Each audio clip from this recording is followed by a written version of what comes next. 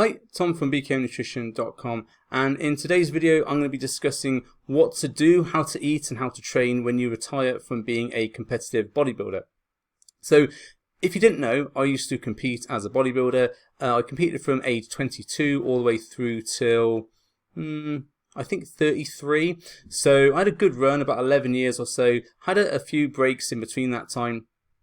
But my last show was the NABBA Britain, where I placed second, and I was quite pleased about that because that was I think I had 4 years off competing, and then I came back and did that. So the plan was to continue competing after that again, but actually due to other factors, such as the birth of my son, I decided not to compete ever again. And that was the right decision for me. I had 11 years or so doing competitions, and I was not a natural athlete, so I had done all the things associated with an assisted contest prep, which of course places a stress on my health and stuff like that. So I was very mindful of stopping before it became any sort of serious issues. So, and I know there's a lot of people I work with now who are former sort of competitive athletes, and the stuff I did when I came off, when I retired and I went into, say, normal life, for want of a better word, I did find it was a struggle because it was a different lifestyle. I had no goal to aim for. I had no next show to get ready for. And if you're a competitive bodybuilder, you'll know that normally you have an off season where you're getting bigger and improving for the next competition, and then you have the contest prep, which is where you dial it all in and hopefully win on stage. And that's gone as soon as you retire. You're just in a perpetual off season. And for me, that was quite tough because I had almost had no purpose. And this is what I find with people I work with who are also former competitive athletes, that they sort of find themselves a little bit lost in terms of, well, what do I do now? Because I'm not sure how to eat properly. I'm not sure how to train properly. All they know is eating a certain rigid method and training for the next show. So what I'm going to do in this video is outline some of the stuff I did, because I went through about sort of 6 months of being, really like disenchanted with like eating properly, and my training was rubbish. I didn't really have any focus. It was all like, oh, what's the point? I'm not getting ready for a show anymore. So, and a lot of people do fall into this trap where they actually let themselves go massively and end up really overweight, really out of shape. And then, they look back at pictures of themselves in shape, I used to be such good shape. What happened, But they've let themselves go too far in order to sort of claw that back, within like a meaningful time. And I have worked with people who've been like former athletes, and then we've really had to sort of slingshot them back into having that sort of focus and that drive. And it is completely different from when you train. You've still got that athletic and competitive focus in mind, but you need to refocus it on something else rather than getting ready for a stage. And that's exactly what I did. I'm going to just run you through what I did and what I do with my clients. So first of all, the eating side of things is going to be really different for you because you're used to having a rigid diet plan. So like 8 o'clock breakfast, 10 o'clock, 12 o'clock, etc., and it's set foods at that time. And the reason that was when you were a competitive bodybuilder was because you were looking to achieve a certain physique, a certain level of muscularity. So those macros and calories had to be carefully calculated. When you come off, when you retire, there's less need for that rigidity because you can have a bit more flexibility in your life because now you're not getting ready for this show. The problem there is a lot of people then think about, it's a perpetual off season, so I can just eat what I want. And then the other side of that is that they're not training as intensely as they were when they were competing, and then they are not burning enough calories, so they generally tend to get overweight because they're eating more food than they did before and not training as much. So the eating side of things has to be carefully recalculated. If you're looking for a macro calculator to help you do this, if you go to my website, bknutrition/calculator, there is a calculator there you can use. It is set to about 500 calorie deficit, so you got a bit of play there in terms of calories you can adjust for. If you're looking for a muscle gain calorie calculator, again, bknutrition/muscle gain calorie calculator with dashes in between the words. That will take you to that one, which will give actually a surplus, but not enough surplus that will get you really fat, just enough to get you more muscle and in almost like a lean muscle gain. So if you need help with that, you can go and do those things. Generally, what I do with clients is we get them thinking differently about their food, because it's always been, okay, I need this much protein, carbs and fats per meal. So what are the easiest way to hit that? And it's, for example, if you just say 40 grams of chicken, okay, that's that much, sorry, 40 grams of protein, that's that much chicken, there's that much rice, and it's that much avocado to hit the chicken, rice, and so the carbs, proteins, and fats. And that's how bodybuilders think. They think, what's the simplest way to hit these macros? And they make up those meals. But those meals generally tend to be pretty bland and pretty boring. And that's where the problem is that people do those meals because they're not getting ready for a show or competition or anything else. They get bored very, very quickly. And what ends up happening is, yeah, they'll eat their chicken and rice or whatever, but then they'll have chocolate afterwards or something else afterwards, which bumps their calories up because they're looking for taste. They're looking for something to excite themselves with their food. They want to enjoy their food. And if it's bland, it's just not going to happen. So what I encourage my clients to do and what I do is I always make sure my meals have some sort of sauce with them, have a variety of colors and textures and tastes. So generally, for example, if we're looking at, say, let's say a chicken and whatever carb meal, I'll have chicken with Cajun spices on. I will then have pasta with some smart and herb, like pasta sauce on, which is very low calorie. And I'll put a bit of olive oil in that to make it sort of bang out a little bit more taste. And then I'll have some fruit afterwards.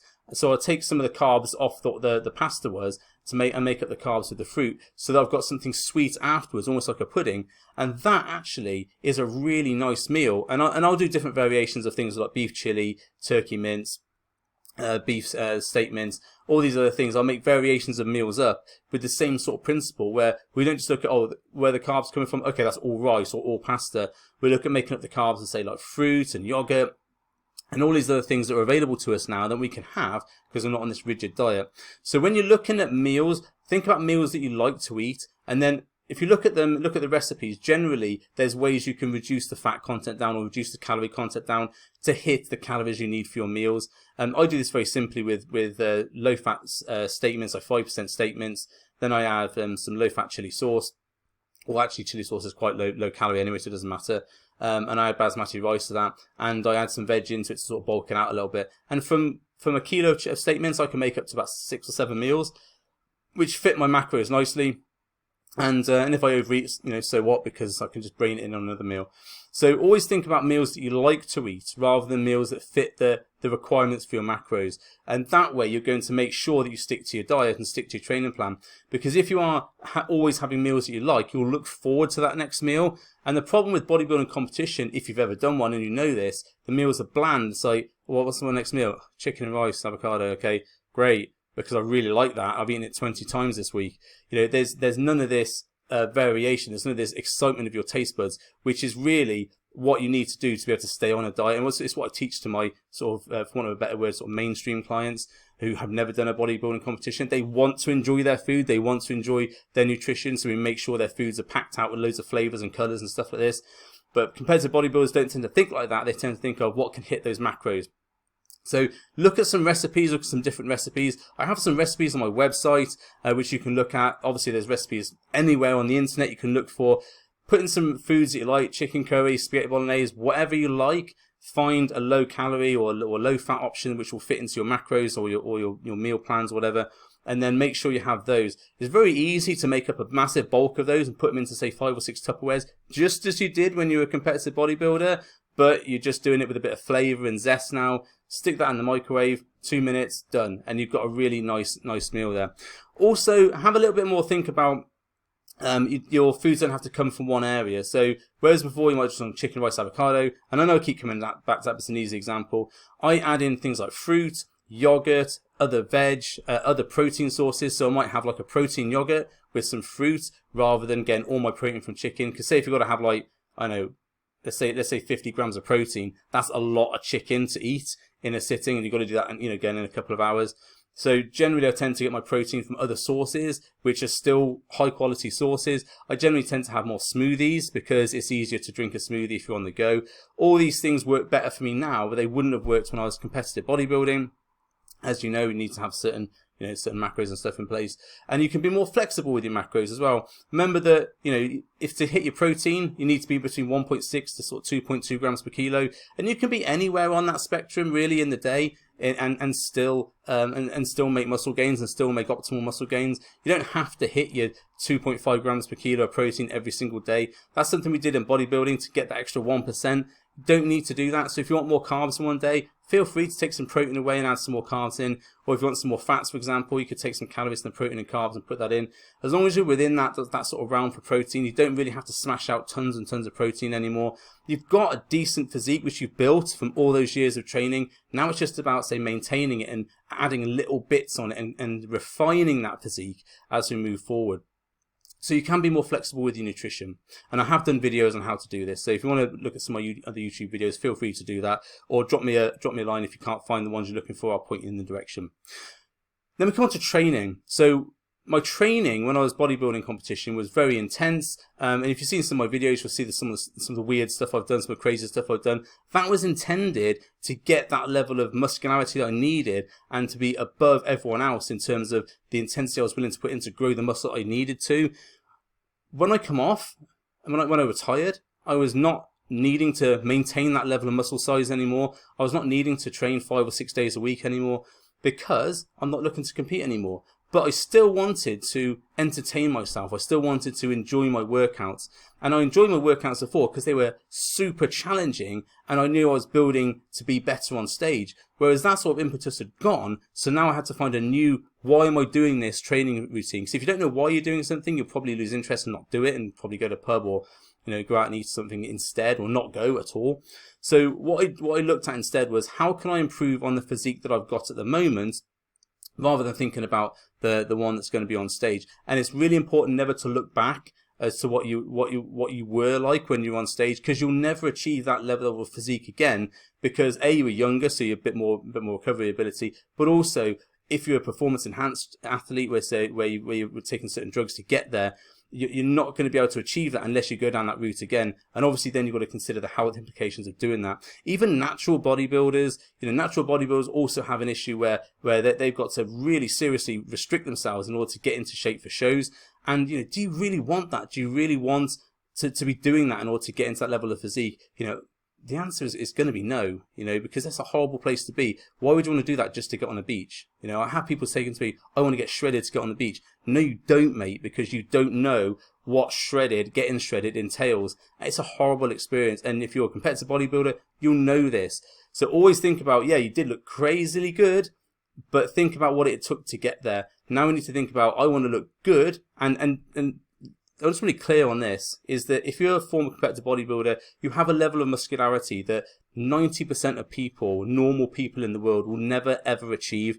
If you just looked decent on the beach, you would probably be the best body on the beach, you would probably be the best body in the gym, as long as you maintained a decent level of training, decent level of eating, and you weren't silly with what you did in terms of lifting too many weights to try and reclaim that old pride and glory. You will look better than most people. As bodybuilders, we generally tend to look inwards on ourselves and look at our flaws. We don't generally tend to look at how we look against other people. And of course, yeah, that is a bit of a vain thing to do, but everybody does it. Everyone compares themselves to everybody else. But we generally do have a distorted image of ourselves. We're like, if we're not shredded on the beach, we failed. You've got to get out of that mindset, and it's like, I'm going on the beach or I'm going on holiday or whatever else to enjoy myself. And if I look good, I want to look good as well as eating all the foods I like. Most people, when they go on holiday and stuff like that, will do some sort of weird carb dropping diet. So no carbs, some carbs, that sort of thing, to get into shape and kill themselves for 2 weeks and then get on holiday and overeat again because now they're on holiday and just undo all that stuff that they've done. When I work with my clients at the moment, what we're looking to do is maintain that nice level of lower body fat let's say between 10 and 17% body fat, but also being able to eat the foods they want, go and do the things they want to do with their family. Because then when they go on holiday, all they have to think about is, well, I'm not logging my food, I'm not doing this. I can just make sensible choices. Yeah, I can have an ice cream if I want, I'm still going to have 10 ice creams. Yeah, I can have a beer if I want, I'm just going to have 20 beers. That sort of thing. Making sensible decisions will help you maintain looking decent if you're on holiday, if you're out, if you're in the gym. And you can maintain that lifestyle all year round and look good all year round. So this is why the training I do is more of a sort of general thing. I don't look to let's say, like destroy my legs in one session, because when you do that sort of thing, you can't come back and train for another sort of 5 or 6 days. What we really want to be doing is taking advantage of this twice a day window we've got. And I've talked about this in other videos, where hitting a body part twice a week to failure is more beneficial than potentially hitting it once to absolute failure. So we come back, we get this muscle protein synthesis spike on, say, Monday, come back Thursday, do a little bit more, and we get that again. So we get 2 hits on growing muscle, whereas if you just hit it really hard on Monday and then you can't walk for 4 or 5 days, you're actually not hitting it at all. So you're wasting potential, let's say, leaving gains on the table, if that's the term you want to use. You could have done much more with that workout, and you would have been able to walk a bit more as well. So all my workouts are built around stimulating, not annihilating. A bit of lean Haney phrase there. So we take the muscle to failure, but we don't push it to the point where we're crippled. So say, for example, before I would have done massive amounts of sets and volume for my legs. Now I'll go in, I'll do, say, 4 exercises, sets, reps, drop sets, whatever.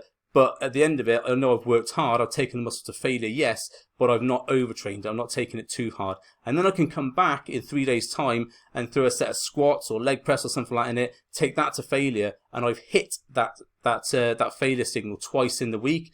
Remember, you don't have to do a full workout to get that failure signal. An exercise done, say, 3 or 4 times, say like squats or leg press or lunges or something, where you're failing on set 3 to 4, that will send that same signal. Not as intense, but it will send the same signal, and it will help with a little sort of recovery afterwards, as in recovery from the bigger workout that you've done in the week. So all my workouts are built around that. They're built around hitting the body parts twice in a week and making sure it's entertaining. It's a challenge to go in and train legs twice a week. It's a challenge to go and train back twice a week, those sorts of things. And it's something you would have not done before. You wouldn't have tried that sort of workout before unless you've been coached by me. If you want to sample some of those workouts, you can go to BK/vitamin T, all one word, and you can get, I think it's about 8 of my workouts there, which incorporate those very specific principles of stimulating a muscle twice in a week. And you can have a go at those for absolutely free. You can try out my coaching app absolutely free. Then we come on to lifestyle. So lifestyle, now hopefully you've still retained your family, your girlfriend, everything else. A lot of people, they tend to lose. They lose their mind when they're competing, and it's a real strain on relationships. I hope that's not happened to you. I hope you still get your family and everything else. Now it's time to appreciate your family, and now it's time to really spend some quality family time. So when you're a competitive bodybuilder, sometimes going out for a day trip is a nightmare. Oh, I've got to prep my food, I've got to do this, that, the other. You've got to think about having one day off, especially when you're not competing, is not an issue. You could have a big protein breakfast, you could go out, snack through the day, come back, have a high protein meal in the evening, and you would have probably hit your protein for the day at the lower level. Remember, I talked about you need to be between that 1.6 to 2.2 grams. You can probably hit that fairly substantially with a couple of protein shakes and 2 big meals. You don't have to be taking your Tupperware with you when you're going off to visit to the zoo or everything else. Make food that you like to eat, when cold. Generally, when I go out now, I generally have a sandwich from the garage or something, like a tuna sweet corn sandwich. Yeah, it's got mayonnaise on. Yeah, it's bread, everything else. But that with a bit of milk or a bit of protein shake, which you can buy these portable protein shakes now, that serves me fine. I'm absolutely fine doing that. Yeah, it's not optimal for muscle growth, because optimal would be like chicken, rice, avocado, whatever.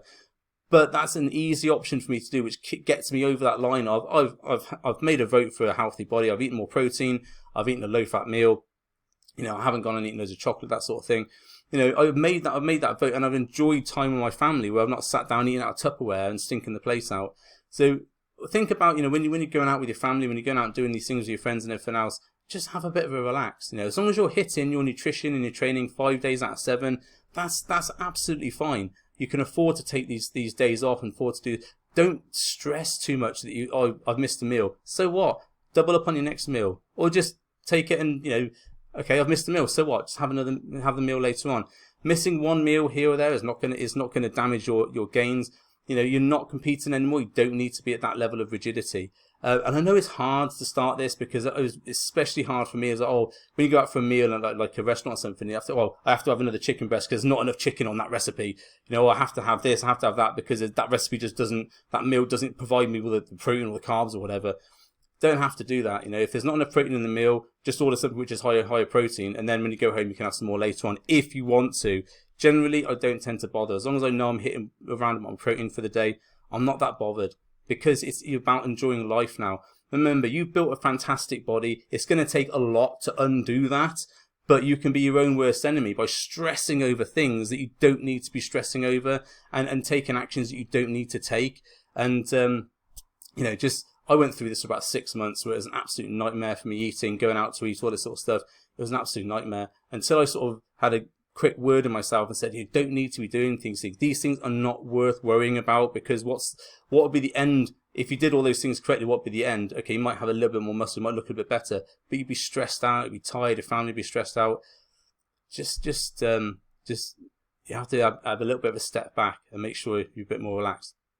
Okay, so I hope that was helpful. Hope you got some ideas for what you might need to do for that. By all means, go to those links that I've said about. I'll put the direct links in the comments on the YouTube channel. And if there's anything you want to talk to me about in terms of retiring or competitive bodybuilding, feel free to drop me a line. It can be tough, and I've talked to a lot of people on social media recently, people who are in my sort of area of my sort of generation of competing, who have stopped competing and been off for a few years, and they've had trouble getting back into it. I'm absolutely fine to have a chat to you about that if you want to, just to give you some more tips and stuff I've done. And I hope that if you are a competitive bodybuilder considering retirement, then you'll take some tips from this and look forward to enjoying food and life a bit more afterwards. You know, competing is great, it's good fun, it's a real challenge, it's an awesome thing to do, it's an awesome challenge for your body, for your mind, but there's a time when it has to stop, and I want to make sure when you do stop, you're fully prepared for that, so you don't go off the rails and descend into sort of eating disorders and all sorts of stuff. So I hope you enjoyed the video. Thanks as always for your time. If you'd like to inquire about coaching, working with me, just drop me an email, drop me a message, or you can go to my website, Beacon Nutrition, and just fill in the contact form there. And I look forward to talking to you on the next video. Thanks very much.